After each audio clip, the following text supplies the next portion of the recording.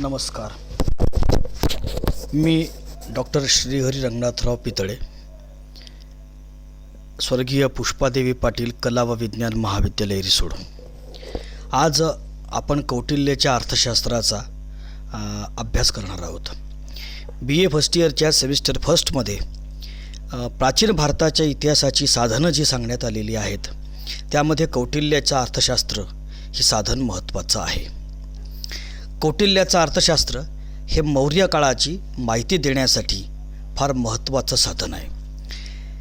कौटिल्याच्या अर्थशास्त्राचं स्थान प्राचीन भारताच्या इतिहासामध्ये अतिशय महत्त्वाचं आहे, कारण या ग्रंथाचं नाव अर्थशास्त्र जरी असलं तरी हा ग्रंथ राजनीतिविषयक आहे. मौर्य काळाच्या राजनीतीची, प्रशासनाची, डावपेचांची, प्रशासकीय आणि लष्करी रचनेची, राजनीतीची सांगोपांग माहिती आपल्याला या ग्रंथामधून मिळते. प्राचीन काळातला हा एक राजनीती कोशच आहे. यात आदर्श राज्य कसं असलं पाहिजे आणि त्या अनुषंगानं राज्य आणि आंतरराज्य संबंध, राज्यातले संबंध, या राष्ट्राचा आणि इतर राष्ट्राशी असणारे संबंध, राजकारण, डावपेच, आर्थिक धोरणं, महसूल व्यवस्था, राज्याचे सप्तांग सिद्धांत, शत्रू मित्र परीक्षा, अधिकाऱ्यांची निवड, असे अनेक विषय अत्यंत विस्तृतपणे आलेले आहेत. हा अर्थशास्त्र नावाचा ग्रंथ हा संस्कृत भाषेमध्ये आहे. हा 1904 प्रथमतः सापडला तामिळनाडूमध्ये आणि तिथून मौर्य काळाच्या इतिहासाच्या संशोधनाचं एक नवं दालन उघडलं गेलं. राजनीती, प्रशासन, अर्थकारण, युद्धशास्त्र, व्यवस्थापन या क्षेत्रामध्ये आजही मोठ्या प्रमाणात हा अभ्यासला जाणारा ग्रंथ आहे. म्हणजे आजही मॅनेजमेंटच्या विद्यार्थ्यांना किंवा राज्यशास्त्राच्या विद्यार्थ्यांना या ग्रंथाचा आधार करावा लागतो. आणि सगळ्यात महत्त्वाची बाब अशी आहे की आजही हा ग्रंथ भारतीय प्रशासन व्यवस्थेकरता मार्गदर्शक आहे. नवे भारताची जी सध्याची प्रशासकीय चौकट आहे, ज्याला आपण नेपोलियन कोड असं म्हणत असलो, तिचं श्रेय ब्रिटिशांनी नेपोलियनला जरी दिलं असलं तरी हे मात्र सिद्ध होते की नेपोलियननं सुद्धा जे सिद्धांत उचलले ते अर्थशास्त्रातूनच उचलले, किंवा भारताच्या 2000 वर्षांपूर्वी भारतामध्ये जी राजकारणाची, प्रशासनाची, राजव्यवस्थेची जी चौकट उभी होती ती जगात एवढी अप्रतिम आहे की ती कालातीत स्वरूपाची आहे. कारण आजही जगामध्ये अत्यंत उत्कृष्ट आणि प्रचलित असणारी ही पद्धत आज आपल्याकडे आहे. या संदर्भामध्ये या ग्रंथाचा लेखक कौटिल्य मानला जातो. हा कौटिल्य म्हणजे चंद्रगुप्त मौर्याचा जो गुरु आहे, चंद्रगुप्त मौर्याचा जो महाअमात्यसुद्धा आहे, तो चाणक्य नावाचा जो व्यक्ती आहे तोच कौटिल्य असला पाहिजे असं बहुतांश इतिहासकारांचं मत आहे. Doctor Shyamshastri, Vincent Smith, KP Jayaswal आणि बरेच इतिहासकार या मतावर ठाम आहेत की कौटिल्य आणि चाणक्य हे एकच आहेत. या ग्रंथामध्ये 15 अध्याय आहेत किंवा एकूण 15 भाग पाडलेले आहेत. 180 उपविभाग आहेत.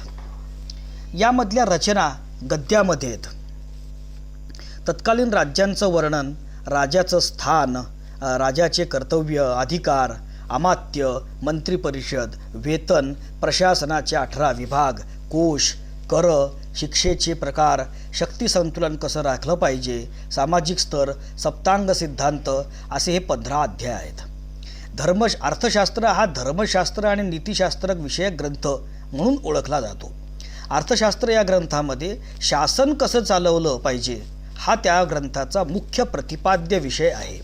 राजाचं काम हे त्याच्या प्रजेचं भौतिक कल्याण साधणं आहे असं कौटिल्य मानत होता. म्हणजे राज्याच्या प्रजा कल्याणकारी राज्य असलं पाहिजे असं कौटिल्याचं मत त्या काळामध्ये होतं, जे आजच्या लोकशाही विचाराशी तंतोतंत जुळणारं आहे. त्याच्या प्रजेचं भौतिक कल्याण साधलं पाहिजे. त्याचप्रमाणे धर्म, अर्थ, काम, मोक्ष या 4 पुरुषांना जे भारतीय परंपरेमध्ये मान्यता आहे त्यापैकी अर्थ या पुरुषार्थाला कौटिल्य सर्वश्रेष्ठ मानत होता. कारण इतर सगळे पुरुषार्थ जे आहेत, ज्यामध्ये धर्म आहे, काम आहे आणि मोक्ष आहे, या अर्थपुरुषावरच आधारित आहेत असं त्याचं ठाम मत होतं. प्राचीन काळामध्ये जमीन हाच शेतीच्या उत्पन्नाचा मुख्य स्रोत होता. म्हणून आपल्या राज्यामध्ये राज्य तेच श्रीमंत की ज्या राज्याकडे जास्तीत जास्त जमीन असेल. म्हणून जास्तीत जास्त जमीन आपल्या राज्याकडे असली पाहिजे, म्हणजे त्यासाठी राज्य विस्तार केला पाहिजे, हे राजाचं कर्तव्य असल्याचा विषय अर्थशास्त्रामध्ये येतो आणि तसा अर्थशास्त्राने सांगितलं आहे. आणि म्हणून प्रथमतः जर राज्य विस्तार करायचा असेल तर प्रथमतः तुम्हाला शेजारची भूमीच ताब्यात घ्यावं लागेल. कारण अर्थशास्त्रामध्ये फार महत्त्वाचा सिद्धांत येतो जो आजही कामी पडतो, की निकटचा शेजारी देश हा आपला कायमस्वरूपी नैसर्गिक शत्रू असतो. म्हणजे आजही पाहतो आपण चीन आणि पाकिस्तान यांच्याशीच आपला संघर्ष होऊ शकतो. आपला कोलंबियाशी किंवा त्या अर्थानं एखाद्या कॅनडाशी संघर्ष होऊ शकत नाही किंवा एखाद्या ग्रीस देशाशी होऊ शकत नाही, कारण त्यांच्याशी आपल्या सीमा लागलेल्या नाहीत. त्यामुळे शेजारी देश, लागूनचा देश याला शत्रूच मानलं पाहिजे, कारण तो नैसर्गिक शत्रू असतो. हा विचार आजही आपल्याला कामी पडू शकतो. अर्थशास्त्रामध्ये युद्धशास्त्राबाबत विस्तृत चर्चा आहे. कोणतीही समस्या राजकीय असो, सामाजिक असो किंवा प्रशासकीय असो, ते सोडवण्यासाठी कौटिल्यानं 4 उपाय सांगितलेले आहेत. ते म्हणजे साम, दाम, दंड आणि भेद. साम म्हणजे समजावून सांगणं, त्याला ॲडजस्ट करण्याचा प्रयत्न करणं. त्यांना ऐकत नसेल तर दम हा दुसरा ऐकव. दाम म्हणजे दम म्हणजे धमकावणी देणं. मग त्याला आर्थिक धमकावणी असेल, शिक्षेची तरतूद असेल किंवा प्रशासकीय बहिष्कार टाकण्याची असेल, किंवा एका शारीरिक दंड देण्याची असेल, परंतु कुठल्या तरी धमकी अथवा धाक दाखवणं हा दुसरा प्रकार आहे. तिसरा म्हणजे दंड म्हणजे प्रत्यक्षात त्याला शिक्षा देणं, मग ती आर्थिक शिक्षा असो की शारीरिक शिक्षा असो. चौथा मुद्दा सांगितला भेद म्हणजे शत्रुपक्षामध्ये फूट पाडणं. हा 4 उपाय होते. हे दैनिक 4 उपाय आपल्या दैनंदिन जीवनामध्ये सुद्धा उपयोगी पडणार आहेत. कौटिल्यानं युद्ध करण्यासाठी 3 प्रकार सांगितले होते. पहिला प्रकार होता पार युद्ध, म्हणजे सरळ समोरासमोरचं युद्ध. हे जर करू शकत नसाल तर दुसरा प्रकार सांगितला कूटयुद्ध. कूटयुद्ध म्हणजे गनिमी कावा, जो नंतरच्या काळामध्ये शिवाजी महाराजांनी वापरलेला आहे आणि आता आधुनिक कालखंडामध्ये तो हो ची मिन जे व्हिएतनामचे प्रमुख होते त्यांनी वापरल्याचं आपल्यासमोर दिसतं. तिसरं युद्ध मात्र सांगितलंय तुष्णी युद्ध. तुष्णी युद्ध म्हणजे कपट युद्ध, खोटारड युद्ध, आणि या युद्ध प्रकाराचा कौटिल्यानं निषेध केलेला आहे. हे युद्धाचे प्रकार आजही कामी पडतात, आपल्या उपयोगाचे आहेत. गनिमी काव्यांना आपल्याला आजही लढावं लागते, वैयक्तिक जीवनात असो की देशाच्या जीवनामध्ये असो. त्यांनी मांडलेला एक सप्तांग सिद्धांत फार प्रसिद्ध आहे. हा सप्तांग सिद्धांत अर्थशास्त्रातला सगळ्यात महत्त्वाचा, लोकप्रिय, कालातीत, आजही उपयोगी पडणारा आहे. यानुसार त्यांनी या सिद्धांतानुसार राज्याचे 7 अंग मानलेले आहेत. माणसाच्या शरीराप्रमाणे देशाला मानून हे 7 अंग म्हणजे 7 अवयव आहेत अशी त्यांनी कल्पना केली. आणि देशाच्या सार्वभौमत्वासाठी, देशाच्या अखंडतेसाठी, देशाच्या स्थैर्यासाठी हे 7ही अंग आवश्यक असतात असं त्याचं मत होतं. त्यातलं पहिलं अंग त्यांनी मानलं राजा. राजा हा देशाचा केंद्रबिंदू त्यांनी मानलेला आहे. केंद्रबिंदू असतोच. राजा सक्षम असेल तर देश सक्षम असेल, राजा दुर्बळ असेल तर देशाला दुर्बळ मानावं, इतकं महत्त्वाचं स्थान राजाचं आहे असं कौटिल्यानं सांगितलं आहे. राजानं नेहमी विजिगीषू असलं पाहिजे. विजिगीषू म्हणजे विजयाची महत्त्वाकांक्षा बाळगणे, सातत्यानं नवीन विजय संपादन करणं, तशी इच्छा करणं, तसा प्रयत्न करणं हे राजाचं कर्तव्य आहे. आणि म्हणून त्यानं राज्य विस्तारासाठी प्रयत्नरत असलं पाहिजे. राजा सर्वगुण संपन्न असला पाहिजे. तो उद्धट, उद्दाम, निष्काळजी नसला पाहिजे. प्रजेचं कल्याण त्यानं हे आपलं सुख मानलं पाहिजे. आणि लोककल्याणकारी राजेशाहीचा अंगीकार आपल्याला कौटिल्यानं केल्याचं दिसून येतं. दुसरं अंग त्यांनी सांगितलं आहे अमात्य. अमात्य म्हणजे मंत्रिमंडळ फार महत्त्वाचा असतो. कुठलाही एक व्यक्ती हा निर्णय घेण्यासाठी सक्षम नसतो. म्हणून निर्णय घ्यायचा असेल तर 4 सल्लागार असले पाहिजे आणि ते चांगले असले पाहिजे. व्यक्तिगत जीवनामध्ये सुद्धा मंत्री, सल्लागार महत्त्वाचे आहेत. अमात्य म्हणजे प्रधानमंत्री किंवा ज्येष्ठ मंत्री. अमात्य हा प्रजा किंवा राजा यामधला दुवा असतो. तो प्रशासनासाठी सरळ जबाबदार असतो. म्हणून राजानं अमात्याची निवड काळजीपूर्वक केली पाहिजे. तो राजाचा सर्वाधिक विश्वासपात्र मंत्री असतो. तो मंत्री अत्यंत निर्णयक्षम, गुणवत्ताधारक आणि शास्त्रवेत्ता असावा, म्हणजे त्याला सर्व शास्त्रांचं सखोल ज्ञान असलं पाहिजे. अमात्याची संख्याही 3 असली पाहिजे असं त्यांनी सांगितलं. हे बाब महत्त्वाची आहे, कारण एखाद्या वेळेस जर 2 अमात्य राजाच्या विरोधात गेले वेळप्रसंगी तर एखादा अमात्य तरी राजाच्या बाजूला राहील, म्हणजे अमात्यसुद्धा विद्रोह करू शकतो ही शक्यता गृहीत धरून राजानं अमात्यावर सुद्धा करडी नजर ठेवायला सांगितली. हे सांगताना अमात्य सर्वाधिक विश्वासपात्र असला पाहिजे हे पण सांगतो. तिसरा भाग त्यांनी सांगितला आहे दुर्ग. दुर्ग म्हणजे किल्ले. किल्ले राज्याचे खरे संरक्षक असतात.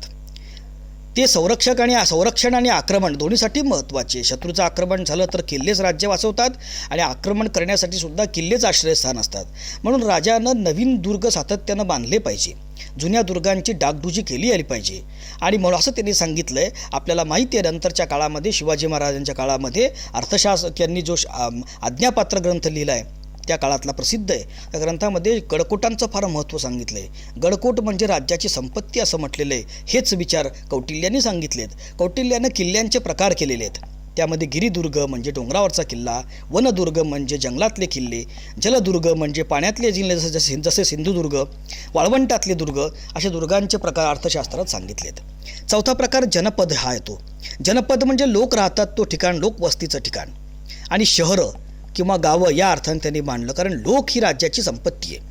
आणि राज्याला जो आर्थिक संसाधनाचा पुरवठा होतो तो लोकांकडूनच होतो. शेतीतूनच महसूल होतो, लोकांच्या उद्योगधंद्यातूनच होतो. आणि जनताच राज्याला जगवू शकते, राज्याला स्थैर्य देऊ शकते. म्हणून राजानं प्रजेला सुखी ठेवलं पाहिजे. जनपद हे महत्त्वाचं अंग आहे. राजानं प्रजाच्या मनामध्ये काय चाललं आहे, त्याला आपलं विचार, आपले कर्म आणि आपले विचार आवडतात की नाही, ज्या राजाच्या मनात जनतेच्या मनामध्ये राजाबद्दल असंतोष आहे का, काही कपट कारस्थानं होतं आहे का, या सगळ्या गोष्टीवर त्यांनी लक्ष ठेवलं पाहिजे. आणि प्रजेचं मनोगत ओळखण्यासाठी राजानं आपले गुप्तहेर जनतेमध्ये पेरले पाहिजे. हा भाग त्यांनी विस्तृत घेतलेला आहे. कौटिल्यानं हिराचे 10 प्रकार सांगितले. त्यामध्ये विद्यार्थी, बैरागी, तापसी, भिक्षेकरी, व्यापारी, स्त्रिया सांगितल्यात. म्हणजे उदाहरण त्यांनी दिलेलं आहे की जिथे गर्दीचं ठिकाण आहे तिथे 2 हिरांनी गेलं पाहिजे. एकाने राजाच्या बाजूनं बोलावं आणि एकाने राजाच्या विरोधात बोलावं. दोघांनी मोठमोठ्या आवाजात चर्चा सुरू करावी. हळूहळू लोक त्या चर्चेमध्ये भाग घेतात. कोणी याच्या बाजूनं बोलतात, कोणी त्याच्या बाजूनं बोलतात. आणि हळूहळू लोकांचे बहुमत राजाच्या विरोधात आहे का, लोकांच्या मनात काय चाललं आहे, लोकांना विचार पटतात की नाही, राजकीय धोरणं पटतात की नाही, हे सगळे विचार त्या गुप्त हिरांना कळतात आणि ते राजापर्यंत माहिती पोहोचवतात. अशा पद्धतीच्या वापरल्या पाहिजे असा विचार कौटिल्यानं दिला आहे. म्हणजे राजानं जनतेचं मनोगत ओळखलं पाहिजे. हा भाग सिद्धांत फार महत्त्वाचा आहे, तो आजही कामी आहे. बल म्हणजे सैन्य हे 5वं अंग त्यांनी सांगितलं आहे. राजानं सैन्याकडे विशेष लक्ष दिलं पाहिजे असं सांगितलं आहे, पुरवलं पाहिजे. सैनिक हे क्षत्रिय वर्गातून भरती केले पाहिजे, परंतु गरजेनुसार इतर वर्णातूनही सैनिक घेतले, भरती केले तर चालतील. सैन्याला नियमित पगार दिला पाहिजे, शस्त्रास्त्र दिली पाहिजे आणि सैनिकांची निवड ही काटेकोरपणे गुणवत्ता पाहून आणि कुठलाही भ्रष्टाचार न होता झाली पाहिजे असं त्यांनी सांगितलं आहे. 6वं अंग आहे कोश. कोश म्हणजे देशाची तिजोरी. राजानं आपल्या कोशामध्ये पुरेसा साठा ठेवला पाहिजे, म्हणजे भरपूर पैसा असला पाहिजे. प्रशासनाची रोजची गरज भागून संकट प्रसंगी आकस्मिक संकट जर आलं तर त्यावेळी त्या पुरेल इतका साठा, जसा आज कोरोनाचं संकट आलं आहे, अशा प्रसंगी महसूल उत्पन्न थांबलेलं आहे देशाचं. अशा वेळी जुन्या साठ्यातूनच पैसा खर्च करावा लागतो. आज इतका मोठा साठा संकट काळात वापरता येईल, इतका मोठा साठा गंगाजळीत म्हणजे देशाच्या खजिन्यामध्ये असला पाहिजे, हे कौटिल्यानं त्यावेळेस मांडलेलं मत आहे. 7वं अंग मित्र म्हणून सांगितलं आहे. राजानं शत्रू आणि मित्र ओळखले पाहिजे. कोणत्याही राजाला शत्रू आणि मित्र असतात आणि ते गुप्त असतात. त्यामुळे कोणत्याही राज्याचा किंवा राजाचा शत्रू किंवा मित्र हा कायम नसतो. त्यामुळे कोणी आजचा शत्रू हा उद्याचा मित्र होऊ शकतो, आजचा मित्र उद्याचा शत्रू होऊ शकतो, हे गृहीत धरून राजानं शत्रूंनाही आणि मित्रांनाही गांभीर्यानं घेतलं पाहिजे. आणि म्हणून शत्रुनीती त्याने सांगितली. शत्रूवर विजय पडण्यासाठी 6 प्रकारचे धोरणं राबवले पाहिजे. हे फार महत्त्वाचा सिद्धांत आहे. 6 प्रकारामध्ये एक प्रकार आहे संधी. शत्रू जर आपल्यापेक्षा प्रबळ असेल तर अशा वेळी संधी म्हणजे तह केला पाहिजे, शांतता संपादन केली पाहिजे. दुसरा प्रकार आहे विग्रह. तह केला म्हणजे तो आयुष्यभर पाळायचा नसतो. त्या काळामध्ये परिस्थिती प्रतिकूल होती म्हणून आपण केला होता. आता अनुकूल परिस्थिती जर आली म्हणजे आपली सैन्यशक्ती वाढली, आपली ताकद वाढली, आपली आर्थिक सक्षमता वाढली किंवा शत्रू कमजोर झाला तर अनुकूल वेळ पाहून त्यावेळेस ती जुनी संधी तोडून टाकायची आणि पुन्हा आक्रमण करायचं, याला म्हणतात विग्रह. तिसरं होतं आसन. आसन म्हणजे दबावतंत्र होतं.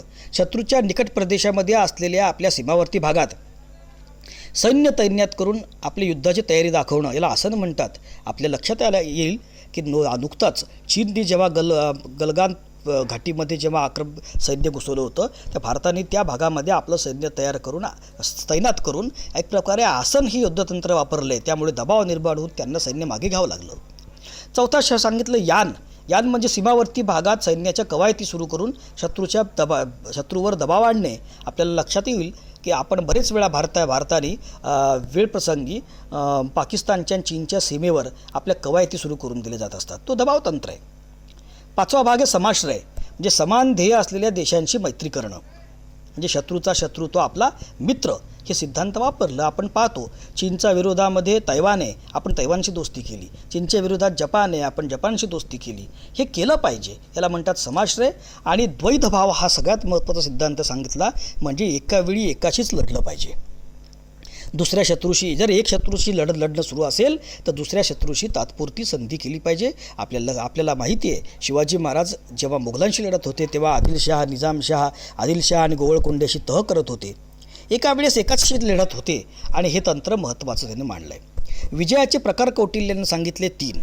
एक धर्मविजय. धर्मविजय म्हणजे सरळ समोरासमोर लढून युद्धाच्या नियमांना पाळून विजय मिळवणं. दुसरा विजय सांगितला लोकविजय, म्हणजे पैसा देणे, लालच देणे, म्हणून लाच देऊन पैसे विजय मिळवणं, हा लोकविजय. आणि तिसरा आसुर विजय सांगितला, अनैतिक निषिद्ध मार्गाचा येणं केणं प्रकारेनं कोणत्याही पद्धतीनं साधन शुचितेचा विचार न करता विजय मिळवणं, हा आसुर विजय. म्हणून कौटिल्य सांगतो की विजय मिळवायचा असेल तर तो धर्म पद्धतीनंच मिळवला पाहिजे. धर्मविजय हा श्रेष्ठ विजय आहे. निष्कर्ष, कौटिल्याचा अर्थशास्त्र ग्रंथ हा मौर्य काळातील प्रशासकीय रचना, राजकीय धोरणं, युद्ध पद्धतींच्या अभ्यासासाठी महत्त्वाचं साधन आहे. हा ग्रंथ आपल्या वैयक्तिक जीवनातील चढउतार आणि संघर्ष प्रसंगात मार्गदर्शक ठरतो. शिवाजी महाराजांच्या एकूण युद्ध आणि प्रशासकीय धोरणावर या ग्रंथाचा प्रभाव असल्याने आज्ञापत्र या ग्रंथावरून आपल्याला दिसून येते. आणि आजही राजकारणामध्ये, प्रशासनामध्ये, देशाच्या एकूण स्थैर्यासाठी आणि आपल्या वैयक्तिक जीवनामध्येही या ग्रंथाच्या विचारांचा, सिद्धांताचा उपयोग भरपूर होतो. म्हणून हा कालातीत कालजयी ग्रंथ आहे. प्राचीन भारताच्या, विशेषतः मौर्य काळाच्या इतिहासाच्या संशोधनासाठी साधन म्हणून हा ग्रंथ महत्त्वाचा आहे. आपण या ग्रंथाचा अभ्यास केला पाहिजे. धन्यवाद.